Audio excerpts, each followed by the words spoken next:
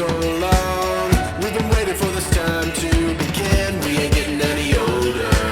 I kinda feel a little younger. Welcome to The Explainer. Today, we're diving deep, I mean really deep, down to the molecular level.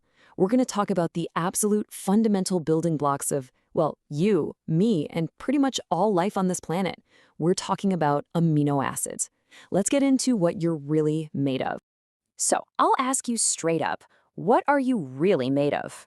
Now, your first thought might be, cells, tissues, organs, and hey, you wouldn't be wrong. But what if we could zoom in, way, way in? That's where we find the tiny, incredibly powerful molecules that are actually building and running the whole show.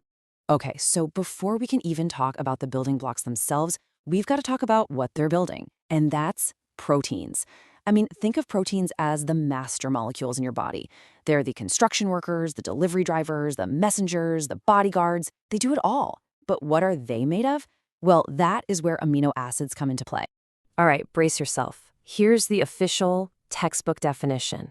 Yeah, I know, it sounds a little dense, right? A little intimidating.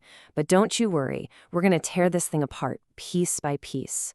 Because believe it or not, everything we need to understand these incredible molecules is packed right inside this one sentence. The best way to think about an amino acid, it's like a single universal Lego brick. Seriously, every single brick has a standard body and standard ways to snap together with other bricks. But each one also has a unique part that makes it different from all the others. So let's take a look at that standard structure, shall we?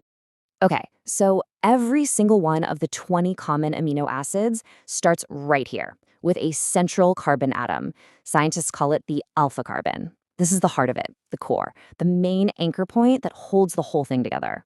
Now, attached to that central carbon, we've got our first connector. This is called the amino group. It's a standard feature. It's on every single one of our amino acid bricks. And chemically, it's what we call basic. Think of this as one of the standard pegs that lets it snap onto other bricks. Then, on another side of that central carbon, we've got the other standard connector, the carboxyl group. And this one, well, this one has an acidic nature. And that's a huge clue, right? It's what gives amino acid its name. And this is where the magic really happens. It's called the R group, or the side chain. This is the one part that's different. It's the unique shape on top of the Lego brick. It's what gives each and every amino acid its own identity, its special powers, its specific properties. So the core structure, always the same. But that little R group, oh man, it changes everything. So let's take a look at an example. This is glycine, the simplest amino acid of them all. See, you've got your central carbon, your amino group, your carboxyl group, all the standard stuff. And its R group, it's just a single hydrogen atom. That's it. It's like the most basic, minimalist Lego brick you can imagine. Okay, now let's swap that out for another one, alanine. The core is exactly the same as glycine, you see, but look at the R group. It's different. Instead of that one lonely hydrogen atom, it's got a methyl group. It's just one small change, but it creates a completely different building block with totally new properties. And that is the whole secret, right there. Tiny little changes to the R group are how we get 20 completely different standard blocks to build with. Okay, so we've got these 20 different blocks. Great, but where do we get them? This brings us to probably the most practical, real-world way to classify them. And honestly, it has everything to do with what's on your dinner plate. It all boils down to what your body can make for itself and what it absolutely has to get from the outside. And this leads us to two main categories. First, you have your essential amino acids. These are the ones your body just cannot make from scratch. No way, no how. You absolutely must get them from the food you eat. Then, you have the non-essential amino acids. These are the ones your body's clever little chemical factory can cook up on its own, as long as it has all the right ingredients to work with. In here you can see a few examples from both lists. So something like leucine or lysine, those are essential. You need to get them from stuff like chicken or eggs or beans. But alanine, the one we just looked at, that's non-essential. Your body can just whip that one up whenever it needs it. So you can see your diet is literally the supply chain for your body's massive, ongoing construction projects. Now, besides just where they come from, there's another way scientists like to sort these building blocks.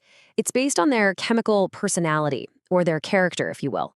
And of course, this is all determined by that all-important R group. It controls how these blocks are going to behave and interact with each other once they get linked up into a long chain. Basically, they fall into three main types: acidic, basic, and neutral. It all depends on the chemical makeup of their R group. A good way to picture this is like a long chain with little magnets all along it. Some parts will be attracted to each other, others will push each other away. And all that pushing and pulling forces the chain to twist and fold into a very specific, very complex 3D shape. And here's the kicker. It's that final, folded shape that determines exactly what job that protein can do. So let's tie this all together. We've got these tiny, unique building blocks. We know some we have to eat, and some our body can make. We know they have different chemical personalities. So what? Why does any of this matter?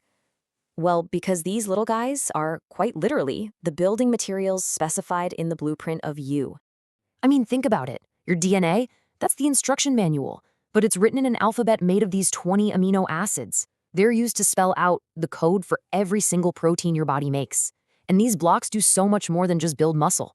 They help you digest your food, they repair your tissues when you get hurt, they support your growth, they can even be used for energy in a pinch.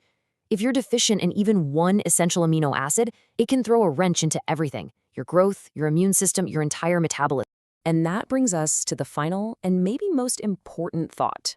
Your DNA holds the perfect blueprint to build the masterpiece that is you. But what good is a blueprint if the construction crew doesn't have the right materials? So I'll leave you with this question. Are you giving your body all the essential blocks it needs to actually build that masterpiece?